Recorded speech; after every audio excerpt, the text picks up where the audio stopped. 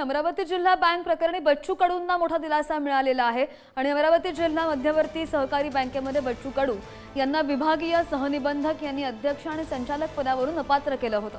विभागीय सहनिबंधकांच्या निर्णयाला नागपूर हायकोर्टाने स्थगिती दिली आहे आणि बच्चू कडू यांचे जिल्हा बँकेचे अध्यक्ष आणि संचालक पद आता कायम असणार आहे।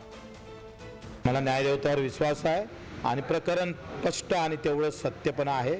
माझ्या एकंदरीत सजेला स्टे आलेला आहे, स्थगिती आली आहे, त्याच्यावरून आता मला अपात्र करता येणार नाही। मला वाटते आंदोलन संपल्याबरोबर लगेच फोन केले असं सांगितलं असं की बच्चू कडूला पत्र काढा, पण त्या विभागीय निबंधकांना 13/5चं पत्र आणि ते मला वाटते 1 महिन्यानंतर काढलं। म्हणजे राजकीय दबाव किती असतं, कसा सूट घेतल्या जातं।